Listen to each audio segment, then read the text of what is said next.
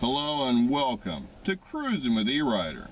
On today's show, we're going to start off in Brookville, Ohio for the first annual Cruise the Gate car show. It's for a Make-A-Wish Foundation. And then it's off to Huber Heights for their annual 4th of July celebration and car show. And then we're going to go over to Chris's Carb Shop, where Chris is going to teach us a little bit about identifying specific carburetors. And then we're going to finish up the show at Cylinder Head and Block, where Mike's putting together that 350 for us. So stay tuned for that and more on Cruising with E-Rider.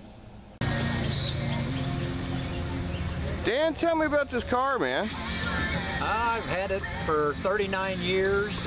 Bought it. It was sitting in basically in a salvage yard. Oh God! One of 50 that was ever built by Chrysler to race. Really? In '68. Now, what's the story behind that? They were in the super stock wars, and they were building factory race cars, and it was a factory race car. They built 50 Barracudas and 50 Darts, and this is one of the first 50 Darts. That's rare as chicken teeth, man. Yeah, there's not too many of them around. So. Now, did you actually race it any? I've tried a little bit. Hasn't ran as fast as I'd like for it to. Well, and then you found out how much it's worth. Yeah, it's got worth more as it went along. Oh, so. You know it has, man. Yeah. So tell us a little bit about the power plant and the year, make, and model. Well, basically, it's a 426 Hemi cross ram. 12.5 to 1 race motor. All numbers matching? No.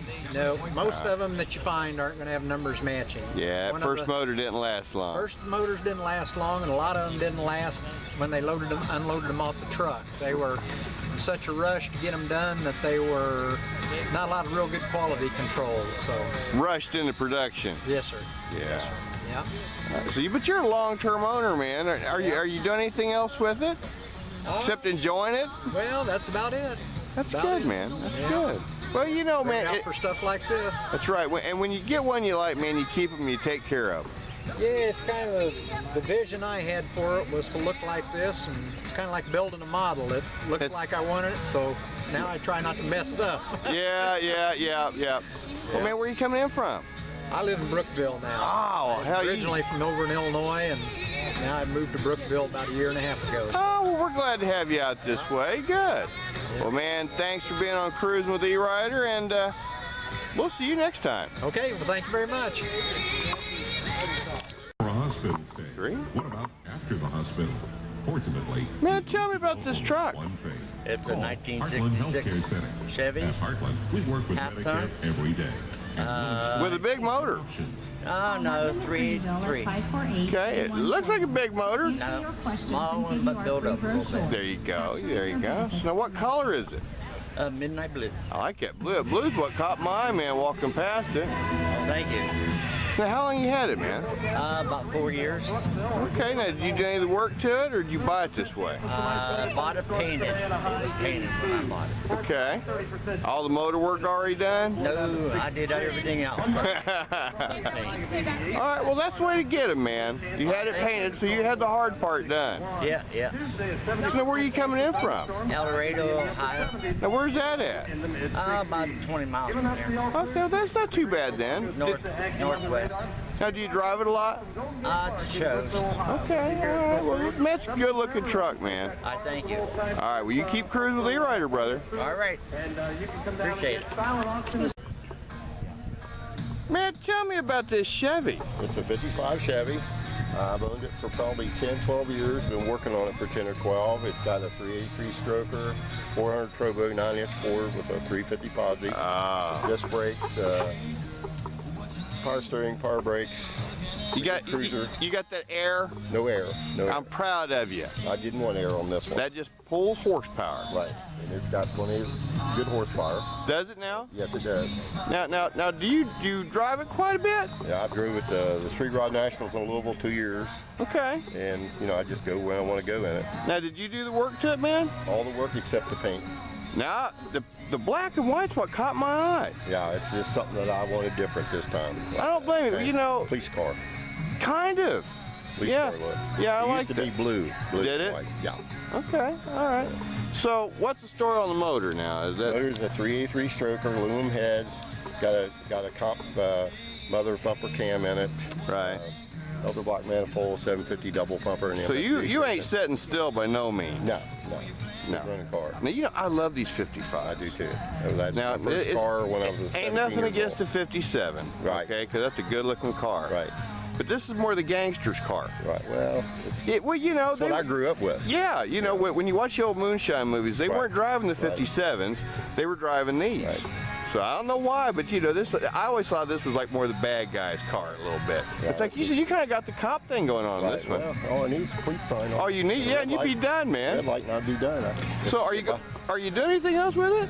Is it No, I'm finished? done with this one. I've Are got you? a couple others. You've got more. You're car poor, aren't you? Yeah, I'm car poor. Yeah. So this one's done. You know, we got a big club of car poor. I know it. Big There's club. a bunch of us. Look at it right here. I know. Yeah, I know. All car poor. It's here. Brother, where you come in from? I live here in Brookville. I live outside of Brookville. Well, then this was simple and yeah, easy. this is too easy not to come. Oh, yeah, I don't blame you, man. Well, dude, thanks for being on the E-Rider. I told you it wasn't going to be hard. It wasn't hard. All right, man. Thanks for watch us on TV. 55. Oh, yeah, you know I couldn't walk past a pretty car like that. All right, guys, and why are we down here in the field today? Having our 5th annual car show down here, Independence Day Car Show. Man, it's always a good one. We always come down here to this one. Fantastic, good. So how many cars you got in here today?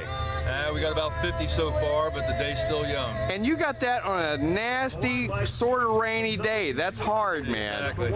Okay? The sun's gonna come out. That's right. So what are we going to see here today? They're having a festival and all kinds of stuff, aren't they? Yeah, right after our car show, they'll open it up. They're going to have vendors set up here shortly, I think around 1:30. Then this evening they'll have their fireworks display. It's always a ball down here. Right. And there'll be a band playing in between. Oh, okay. Time when we finish up, we'll be giving our awards at 5, and at 6 o'clock, the band will start playing. Now, do you guys have a website or a Facebook page or anything? We have those. We have a website. It's www.huberhistory.org, and our Facebook is the same, huberhistory.org. Now, who does all this good stuff go to benefit? This benefits the Historical Society. We have a project that we're working on right now to restore an old cemetery over on Fishburne Road. Oh. Cemetery. So all the proceeds from today's event goes towards that. We have to raise close to $30,000 to do the whole cemetery. Yeah, you can't turn around for under $10,000 anymore. Right, absolutely. So, but we've got some really pretty cars out here. You do? All right, now, guys, thank you for having me out here. Keep cruising with E-Rider, and you know we'll be here next year. Great, thank you. Jeff, tell me about this Cadillac, man. I bought it out of Florida, 48, and I bought it on the internet, and it's the last car I ever buy off the internet without physically going and looking at it. It sounds like it was sad when you got Pretty it. sad when I got it. The chrome was all painted silver, which you couldn't tell that on the You internet. can't tell that in the picture. And the grill was really bad, and I found a brand new 48 grill in a box from an old dealership. Oh, Had to be okay. the last one in the universe. Oh, damn. Yeah. No wonder it looks so good. And of course, this is the last year for the flathead. Right. And Now, has it still got the original motor in it and stuff? it does. Yes. Really? Yeah. So it's probably all numbers matching, you imagine? I never checked it. Right. Yeah, That probably could be, though. it runs really good. Does it? It does. Now, when Ships good. did you get it? I've had it about probably 8 or 9 years now. Okay. All right. So now, did you do most of the work to it? Yeah. No, not really. I have it done little by little. Friends? Friends. Yeah. Associates, acquaintances. Yeah, most of the money's in the chrome, of course. Oh, God, ain't that the truth? Man, chrome's crazy. My favorite And color. there's a lot of it on this, too. Yeah, there is. There is. So what else you going to do to it, man? Not a whole lot. I might restore the interior someday. Right. You know, I've got several cars. I can't focus on No. just any one right now. No. This old yellow one's mine, too. I like the yellow one, too. Yeah, Yeah, but this black one's got the gangster look to it. it does. It does. Where you coming in from, man? I live here in Greene County. Okay, so not a terrible long way. And you don't trailer them or nothing, you drive them. Oh, I don't trailer them. I don't care about prizes or anything. I just Good. like to drive. You just like to enjoy the car, man. All right, brother, well, thanks for being on Cruising with E-Rider and bringing this cool Cadillac out. All right. Thank you. What you doing, Ray? I'm out here in Huber Heights, man. Where you at? I'm at the Huber Heights Fireworks Festival, 4th of July thingy. It's a place to be, right? I think it is. It's a little rainy, a little overcast, but we're out here in the field. How about you? Oh, good, good. Hanging out here, picking on you. That's right. It's where you're supposed to be, in a field, looking at old cars. Supposed to be in my shop. No, that's Working. work. No, Yeah. work's bad for you. Or playing. You do that when it snows. Playing, yeah. All right. So, man, tell me about this ride, and why did you do an ambulance? It's a rare one. It's from 1964. From the Flexible Company, only 300 ever made that year. The Flexible Company? Yeah, it's out of Ohio. They built this car, went to California, was in service very little amount of time, and it has 49,000 original miles on it. Are you serious? Yeah, I swear. Now, what motor and engine, and what are we looking at? It's got a 401 Buick nailhead, Okay. with a 2-speed power glide transmission. Oh, wow. I don't even think I've ever heard of that. No, I didn't even notice until the other day. I've had it a couple weeks and didn't know until I got out, I was looking. Right. Ambulance, I'm into hearses, old ambulances and stuff. Right. I figured this would be a perfect opportunity to own a rare one. So where'd you find it at, man? Out of Cincinnati. Did you? Yeah, a guy brought it in from California up there. Okay. He did a little bit of work to it, and then I think he fell into some financial trouble and had to get rid of it. So now what have you had to do to it? Nothing? Give it a bath. Really? Pretty much, yeah. And replaced a couple of the red headlights in it. One was broke, but other than that, just gave it a bath. Man, it is cool as it can be. That's about it. What are you going to do with it? I think I'm going to sell it. Are you? Yeah, I think I'm going to sell it. Oh, man, no. This is pretty cool. Yeah. Going to eBay him high dollar out somewhere. Probably. I'm going to try. All right, man. Dude, it's nice. Thank you. And that's what we had to put you on, because you don't see any of these. No, you don't see any. These were beat up and destroyed, and then they were taken to like crash up derbies. And Yeah, I actually took one to Hare Arena and did a tough truck contest of one. See? But not the Buick, they don't make them. Okay, see, that's where they all went. It was all beat up and destroyed. Yeah. All right, now, was that hard to be on show? No, sir. All right, man. Thanks for cruising with E-Rider. Appreciate it. All right. You know what? That's right. Now, what are you telling us now about these little Ford carburetors? How to determine how big they are. They've got a little number and a clock here on the side, if you can see that. And the ID number there, that tells how big the bore is. 121 would be for like a 360 or a 390. Right. This one he's got with a 108 would be a 302. The 108, 114, somewhere in that vicinity. That's 289, 302 size. They make them all the way up to 135, and the bigger that number is, the larger the carburetor is on the bottom. So see, if you because I'm with him, I always it's a 114. I mean, see the difference in size? Yeah. That's a lot bigger bore.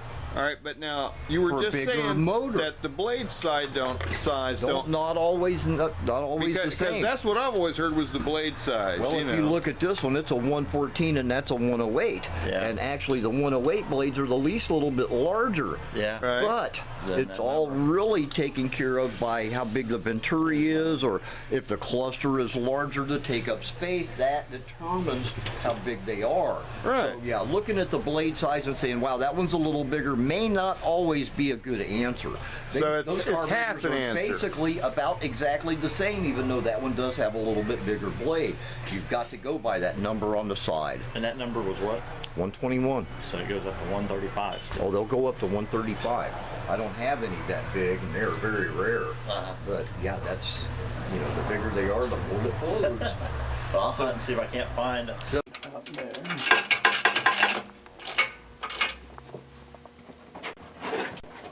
And we'll turn our crankshaft till number 1 is down. Now my ring compressors, I've got all the tapered type for most sizes, which the compressor itself is like tapers, like a funnel, right? Kind of, and they're really nice for putting pistons in. You don't have to worry with the band type or. I've never put one in, so this is now. Like this is 4" 030, which is what we're using. Right. Which that's a real common size. I don't know if you can see that or not. The taper, you can see the. Oh yeah. Yeah, it actually gets bigger. And I'll show you how you put them in, but some of the smaller popular sizes, and then it goes on up to really. It's like a 60 over. That's a big one right there. Mm-hmm. Woo! So every now and then I have to buy a new one. A new one if I get a new size or something.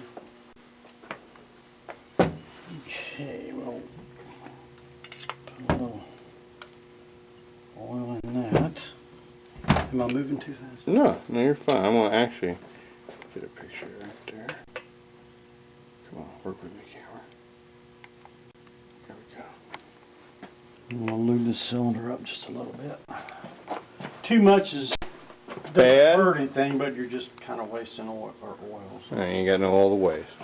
So now we've got the piston on. The dot goes to the front. Oh. When it's in the cylinder. Okay. And then I've got these on the correct way, I assume. The notch goes out. So we'll lube this thing up a little bit.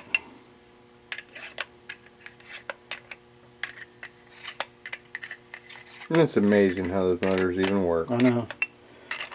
Put a little bit of oil on the threads, a little on the bearing. On the skirt. Let me get my hammer here. Trusty hammer. Must have the hammer. Now this will drop in from the top. And that taper, kind of work the rings in. Ah. I got you. So that's pulling the little rings already in for you. Mm-hmm. Wonder how that was done. Like that. Oh. So we got our tabs out and the dot toward the front.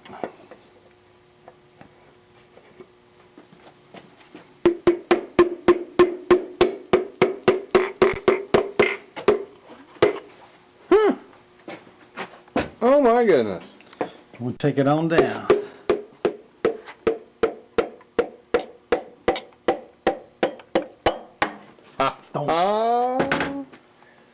Well, that's kind of fancy. That's nice. That is real nice. Look at that. Look at that. That looks like a motor now. So I'll put a little lube on the bearing.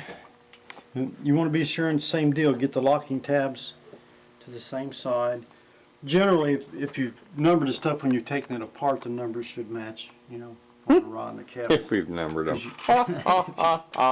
That's assuming. Yes. See, man, I'm talking a blanket in the driveway, you know. I've done that.